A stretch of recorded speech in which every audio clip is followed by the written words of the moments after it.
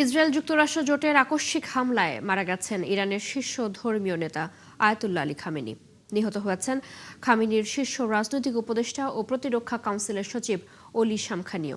এজন্য ইরানের 40 দিনের রাষ্ট্রীয় শোক ও 7 দিনের সরকারি ছুটি ঘোষণা করেছে দেশটির কর্তৃপক্ষ। এদিকে ইরানের অন্তর্বর্তী দায়িত্ব পালনের জন্য 3 সদস্যের একটি কাউন্সিল গঠন করা হয়েছে। ওরিসুল ইসলামের রিপোর্ট। ইরানের সর্বোচ্চ নেতা আয়াতুল্লাহ আলী খামেনি নিহত হয়েছেন শনিবার রাত থেকেই এমন দাবি করছিল ইসরায়েল। মার্কিন প্রেসিডেন্ট ডোনাল্ড ট্রাম্পও একই তথ্য জানাচ্ছিলেন, তবে এই দাবি অস্বীকার করে আসছিল ইরান কর্তৃপক্ষ। কিন্তু রবিবার সকালে দেশটির রাষ্ট্রীয় গণমাধ্যম Islamic Republic of Iran broadcasting IRIB নিশ্চিত করে যে তাদের সর্বোচ্চ নেতা আর নেই। শনিবার নিজের অফিসেই কাজ করছিলেন খামেনি। সে সময় কাপুরুষের মতো হামলা চালায় ইসরায়েল। প্রাণ যায় ইরানের সর্বোচ্চ এই নেতার। ইরান জানিয়েছে খামেনির মৃত্যুতে 1 মার্চ থেকে 40 দিনের রাষ্ট্রীয় শোক পালন করবে গোটা জাতি। ঘোষণা করা হয়েছে 7 দিনের সরকারি ছুটিও। এদিন খামেনির শীর্ষ রাজনৈতিক উপদেষ্টা ও ইরানের প্রতিরক্ষা কাউন্সিলের সচিব আলী শামখানিও নিহত হয়েছেন ইসরায়েলের হামলায়। মারা গেছেন আয়াতুল্লাহ আলী খামেনির মেয়ে, জামাতা ও নাতি। ইসরায়েল যুক্তরাষ্ট্রের যৌথ হামলায় প্রাণ গেছে ইরানের 40 জন উচ্চপদস্থ কর্মকর্তারও। এ অবস্থায় ইরানে অন্তর্বর্তী দায়িত্ব পালনের জন্য দেশটির প্রেসিডেন্ট, বিচার বিভাগের প্রধান ও গার্ডিয়ান কাউন্সিলের একজন জুরিকে নিয়ে 3 সদস্যের একটি কাউন্সিল গঠন করা হয়েছে। সংকটের এই সময় তারাই নেতৃত্ব দেবেন ইরানের। অরিসুল ইসলাম, 71। ইরানে চলমান যুক্তরাষ্ট্র ইসরায়েল যৌথ হামলায় আয়াতুল্লাহ আলী খামেনি নিহত হওয়ার পর 4 দশকের ইসলামী বিপ্লবের শাসন ব্যবস্থার খুঁটি নড়বড়ে। প্রশ্ন উঠছে, খামেনির পতনে ইরানের পরবর্তী সর্বোচ্চ নেতা কে হচ্ছেন? ইরানের সামনে কি ধরনের ঝুঁকি অপেক্ষা করছে? বিস্তারিত জানাচ্ছেন আরাফাত ইসলাম। ইরানে মার্কিন ইসরায়েল যৌথ হামলায় নিহত সর্বোচ্চ নেতা আয়াতুল্লাহ আলী খামেনি। 1979 সালের ইসলামী বিপ্লবের পর গত 4 দশকে নাগরিক জীবনের উপর সর্বাত্মক নিয়ন্ত্রণ প্রতিষ্ঠা করা, এমনকি কট্টর পশ্চিমা বিরোধিতা, ভিন্নমত দমনে প্রকাশ্য শাস্তি, ক্ষমতা দৃঢ় করতে ইরানকে সমৃদ্ধ করেছিলেন অস্ত্রের ভাণ্ডারে। তবুও পশ্চিমাদের আক্রমণে রেহাই মেলেনি তার। গেল জানুয়ারি রাজপথের বিক্ষোভ দমন করলেও হাজারো মানুষের প্রাণহানির ঘটনায় আন্দোলনকারীরা সরাসরি শাসনের অবসানের দাবি জানিয়েছিলেন। বিশ্লেষকদের মতে খামেনি যুগের অবসানে সবচেয়ে বড় ঝুঁকি ক্ষমতার শূন্যতা। ইরানের রাষ্ট্রকাঠামো অত্যন্ত কেন্দ্রনির্ভর হওয়ায় সেনাবাহিনী, বিপ্লবী গার্ড, গোয়েন্দা সংস্থা সবই সরাসরি সর্বোচ্চ নেতার নিয়ন্ত্রণে। নিরাপত্তা কাঠামোর ভেতর থেকেই শুরু হতে পারে দ্বন্দ্ব, এমনকি নতুন করে সামরিক কর্তৃত্ববাদও মাথাচাড়া দিতে পারে। ইরানের সর্বোচ্চ নেতা নির্বাচনের সাংবিধানিক দায়িত্ব আলেমদের পরিষদের উপর। তবে বাস্তবে প্রভাবশালী ধর্মীয়, সামরিক ও রাজনৈতিক শক্তির সমন্বয়ে নির্ধারিত হয় এই পদ। বর্তমান প্রেক্ষাপটে আলোচনায় যেমন নাম ঘুরছে, তাদের মধ্যে সবচেয়ে বেশি আলোচিত মোস্তফা খামেনি। 56 বছর বয়সী মোস্তফা খামেনি সর্বোচ্চ নেতার দ্বিতীয় পুত্র। ধারণা করা হয় ইরানের অভিজাত সামরিক শাখা ইসলামিক রেভলিউশনারি গার্ড কর্পস এবং আধা সামরিক বাসিজ বাহিনীর উপর তার প্রভাব রয়েছে। তবে শিয়া শাসন ব্যবস্থায় বংশানুক্রমিক উত্তরাধিকার স্বীকৃত নয়। এছাড়া তিনি উচ্চ পর্যায়ের ইসলামী মার্জা নন এবং রাষ্ট্রীয় কাঠামোয় তার আনুষ্ঠানিক কোনো পদও নেই, যা জটিল করতে পারে তার ক্ষমতা গ্রহণের পথকে। ইরান বহু জাতিগোষ্ঠীর দেশ। কুর্দি, বালুচ, আরব সহ নানা জনগোষ্ঠী দীর্ঘদিন ধরে বৈষম্যের অভিযোগ তুলে আসছে। কেন্দ্রীয় শাসন দুর্বল হলে এসব অঞ্চলে স্বায়ত্তশাসনের দাবি জোরালো হতে পারে। দেশ ভেঙে যাওয়ার আশঙ্কা কম হলেও দীর্ঘস্থায়ী সহিংসতা ও অস্থিতিশীলতার ঝুঁকি বাড়বে। সবচেয়ে বড় প্রশ্ন পারমাণবিক নিরাপত্তা ঘিরে। ইরানের পারমাণবিক কর্মসূচি বহুদিন ধরেই আন্তর্জাতিক উদ্বেগের বিষয়। রাষ্ট্রীয় নিয়ন্ত্রণ দুর্বল হলে এসব স্থাপনার নিরাপত্তা নিয়ে তৈরি হবে অনিশ্চয়তা। আরাফাত ইসলাম, 71। ইরানের হামলার পর কুয়েতের এখানকার অবস্থা জানাতে আমাদের সাথে এই মুহূর্তে যুক্ত হচ্ছেন সহকর্মী সাদেক রিপন। রিপন, খামেনির মৃত্যুর পর হামলার মাত্রা বেড়েছে কিনা সেখানে, এবং একই সাথে জানাবেন নতুন করে হতাহতের কোনো খবর আছে কিনা?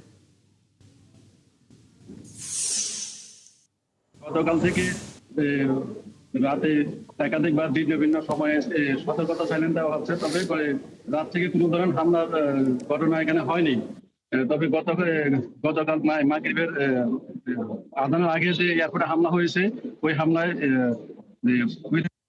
গণমাধ্যম জানিয়েছে এখানে 9 জন আহত হয়েছেন। তো যারা আহত হয়েছেন তাদেরকে কুয়েতে প্রধানমন্ত্রী দেশটির ফনি হাসপাতালে দেখতে গিয়েছেন, খোঁজখবর নিয়েছেন, এবং পাশাপাশি আজ থেকে শুরু হয়েছে বিমান হামলায় ক্ষয়ক্ষতির পরিমাণ, এবং পাশাপাশি বিমানবন্দর হামলার যে সকল ক্ষতস্থানে পুনরায় সংস্কারের কাজ চলছে, এবং অতি দ্রুত ফ্লাইট চলাচল স্বাভাবিক করার চেষ্টায় কাজ করছে কুয়েতের সিভিল এভিয়েশন। রিপন ধন্যবাদ। জি রিপন, ধন্যবাদ আপনাকে আমাদের সাথে যুক্ত হবার জন্য। আমাদের সাথে কুয়েত থেকে যুক্ত ছিলেন সহকর্মী সাদেক রিপন। এদিকে ইরানের দক্ষিণাঞ্চলীয় মিনাব শহরে স্কুলে ইসরায়েলি হামলায় নিহতের সংখ্যা বেড়ে দাঁড়িয়েছে 148 জনে। সব মিলে দুদিনে ইরানের নিহতের সংখ্যা ছাড়িয়েছে 200। আহত হয়েছে 700-রও বেশি মানুষ। ইসরায়েল যুক্তরাষ্ট্রের হামলার পাল্টা জবাব দিচ্ছে ইরানও। কাতার, আরব আমিরাত, বাহরাইন সহ মধ্যপ্রাচ্যের 27টি মার্কিন ঘাঁটিতে হামলা চালিয়েছে তেহরান। এদিকে ইরান হামলা বন্ধ না করলে আরও তীব্র আক্রমণের হুঁশিয়ারি দিয়েছেন ট্রাম্প। আরও জানাচ্ছেন দেওয়ান মুবাশশিরা হোসেন। ইরান ইসরায়েল যুক্তরাষ্ট্রের যুদ্ধ এখন তুঙ্গে। দফায় দফায় চলছে দুই দেশেরই ক্ষেপণাস্ত্র হামলা। ইরানের দক্ষিণাঞ্চলীয় মিনাব শহরের স্কুলে ইসরায়েলি হামলায় নিহতের সংখ্যা ছাড়িয়েছে 200-র ঘর। আহতের সংখ্যাও নেহাত কম নয়। হতাহতের এই সংখ্যা আরও বাড়তে পারে বলে আশঙ্কা করা হচ্ছে। এদিকে মধ্যপ্রাচ্যে প্রকট হয়ে উঠেছে ইরানের ক্ষেপণাস্ত্র হামলা। এ পর্যন্ত আরব আমিরাতে 200-র বেশি ড্রোন ও ব্যালিস্টিক ক্ষেপণাস্ত্র হামলা চালিয়েছে ইরান। সেই সাথে রয়েছে কাতার, বাহরাইন ও কুয়েতও। আইআরজিসির তথ্য অনুযায়ী মধ্যপ্রাচ্যের 27টি মার্কিন ঘাঁটিতে এরই মধ্যে হামলা চালিয়েছে ইরান। ডোনাল্ড ট্রাম্প তার ট্রুথ সোশ্যালে ইরানকে সতর্ক করে বলেছে, ইরান হামলা বন্ধ না করলে আরও প্রবল শক্তি দিয়ে হামলা করা হবে। এমন হামলা ইরানে হবে যা বিশ্ব আর কখনোই দেখেনি। জবাব দিতে ছাড়েনি ইরানও। তারা বলেছে, যুক্তরাষ্ট্র ও ইসরায়েলেরই মধ্যে সীমা ছাড়িয়ে গেছে, এর মূল্য দিতে হবে তাদের। শনিবার টেলিভিশনে প্রচারিত এক ভাষণে এই হুঁশিয়ারি দেন ইরানের পার্লামেন্ট স্পিকার। দেওয়ান মুবাশশিরা হোসেন, ৭১।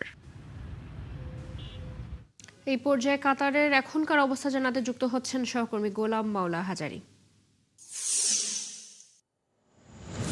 হাজারি, কাতারে নতুন করে হামলার কোনো খবর আছে কিনা, একই সাথে জানাবেন এখনো পর্যন্ত হতাহতের কোনো তথ্য পেয়েছেন কিনা, সব মিলিয়ে জানাবেন। চৈতি, শুভ সকাল। চৈতি, আজকে কাকডাকা ভোরে আবারও 2টি ব্যালিস্টিক মিসাইল এখানে তারা আক্রমণ করেছে।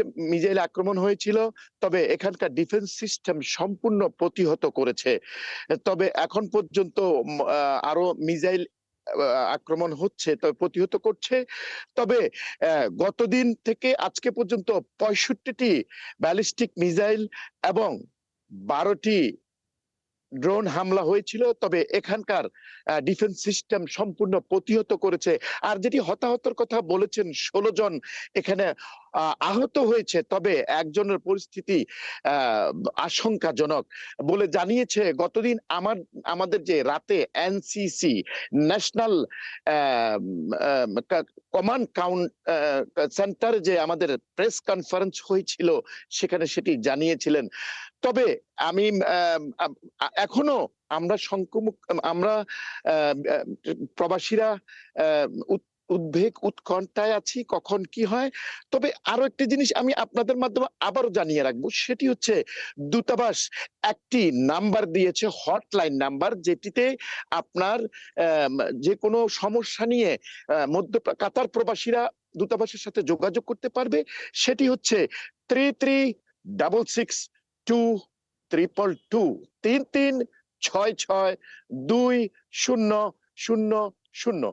এবং কাতার সরকার, মিনিস্ট্রি অফ ইন্টেরিয়র, যারা এখানকার নাগরিক বা প্রবাসী আছেন সবাইকে সতর্ক থাকার জন্য বলেছেন এবং খোলা জায়গায় না থেকে বাসায় বা নিরাপদ স্থানে থাকার জন্য জানিয়েছেন এবং এখানকার যে অফিস আদালত সেটি তারা ঘর থেকেই অনলাইনে কাজ করতে পারবে এবং এখানকার এয়ারপোর্ট এখনো বন্ধ আছে, আকাশসীমা বন্ধ আছে, তবে নতুন কোনো নির্দেশনা পাওয়া পর্যন্ত এগুলো বলবৎ থাকবে। আর বাংলাদেশিরা এখানে বিশেষ করে ভালো আছে আমরা এবং কোনো ধরনের বিপজ্জনক কিছু হয়নি, সবাই নিরাপদে আছে এখানকার। আর এখানকার মার্কেটগুলো 24 ঘন্টা খোলা থাকবে সেটি সরকার জানিয়েছেন এবং দ্রব্যমূল্যর কোনো দাম বাড়াতে নিষেধ করেছেন এখানকার সরকার এবং চেম্বার অফ কমার্স। চৈথি। হাজারি, ধন্যবাদ আপনাকে আমাদের সাথে যুক্ত হবার জন্য। ফিরে এলাম বিরতি পর, সাথে থাকার জন্য ধন্যবাদ। মধ্যপ্রাচ্যে নতুন করে উত্তেজনার প্রভাব পড়েছে বিশ্বজুড়ে বিমান চলাচলে। যুক্তরাষ্ট্র ও ইসরায়েল জোট ইরানে হামলা চালানোর পর বিভিন্ন দেশে থাকা মার্কিন ঘাঁটিগুলোতে পাল্টা হামলা চালাচ্ছে ইরান। এতে বন্ধ হয়ে যায় মধ্যপ্রাচ্যের আকাশপথ, বাতিল হয়ে যায় সব মধ্যপ্রাচ্যগামী সব ফ্লাইট। ফলে ভোগান্তিতে পড়েন যাত্রীরা। বিস্তারিত রিপোর্টে। যুক্তরাষ্ট্র ইসরায়েল ইরান সংঘাতে শুক্রবার রাত থেকে শনিবার পর্যন্ত মধ্যপ্রাচ্যের আকাশপথ পুরোপুরি বন্ধ করে দেওয়া হয়েছে, যার প্রভাব পড়েছে আন্তর্জাতিক বিমান চলাচলে। প্যারিসে শার্ল দ্য গোল আন্তর্জাতিক বিমানবন্দরে যাত্রীরা হতাশার মধ্যে রয়েছেন। এয়ার ফ্রান্স ফেব্রুয়ারির 28 এবং মার্চের 1 তারিখের ফ্লাইট বাতিল করেছে, বিশেষ করে তেল আবিব, বৈরুত, দুবাই ও রিয়াদের জন্য। বিমানবন্দরের যাত্রীদের মধ্যে হতাশা ও উদ্বেগ স্পষ্ট। আমাদের ফ্লাইট বাতিল হয়ে গেছে আর এখন ফেরার কোনো ব্যবস্থা নেই। এভাবে আটকে থাকা সত্যি ভয়ের।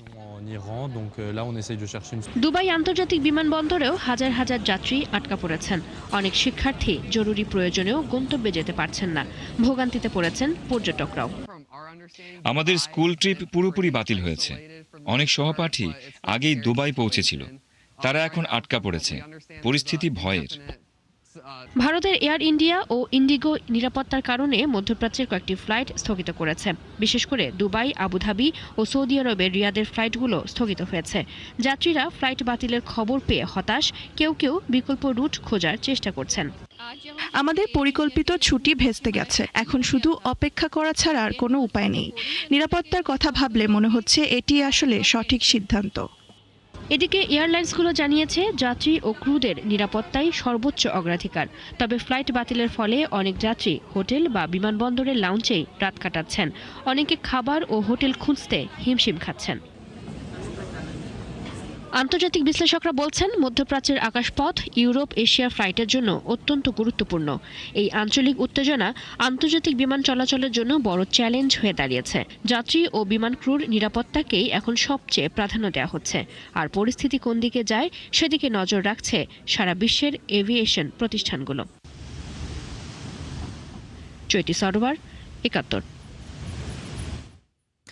ভারতের কাশ্মীরে শিয়া মুসলিমরা ইরানের সমর্থনে বিক্ষোভ মিছিল করেছে। এদিকে জার্মানির বার্লিনের তেহরানের দূতাবাসের সামনে বিক্ষোভ মিছিল করেছে ইরানের ন্যাশনাল কাউন্সিল অফ রেজিস্ট্যান্সের সমর্থকরা। বিক্ষোভকারীরা ইরানের সর্বোচ্চ নেতা আয়াতুল্লাহ আলী খামেনির পোস্টার ব্যানার বহন করে যুক্তরাষ্ট্র ও ইসরায়েলের বিরুদ্ধে স্লোগান দেয়। ইসরায়েল ও যুক্তরাষ্ট্রের যৌথ হামলা চালানোর কয়েক ঘন্টা পর বিক্ষোভ হয়েছে ভারতের কাশ্মীরে এবং জার্মানির বার্লিনে। বার্লিনে বিক্ষোভকারী ইরানের স্বাধীনতা ও গণতন্ত্রের দাবিতে স্লোগান দেন। এ সময় তারা দাবি করেন, ইরানের রাজনৈতিক বদল জনগণের মাধ্যমেই সম্ভব। এদিকে যুক্তরাষ্ট্র ও ইসরায়েল ইরানে হামলার পর লন্ডনে ইরানের সরকার বিরোধী বিক্ষোভ মিছিল করেছেন বেশ কিছু মানুষ।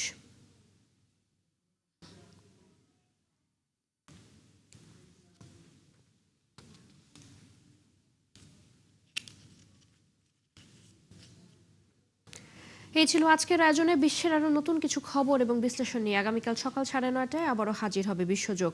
চোখ রাখুন ৭১-এর ফেসবুক পেজে, সাবস্ক্রাইব করুন ৭১-এর ইউটিউব চ্যানেল। ৭১-এর সাথে থাকুন।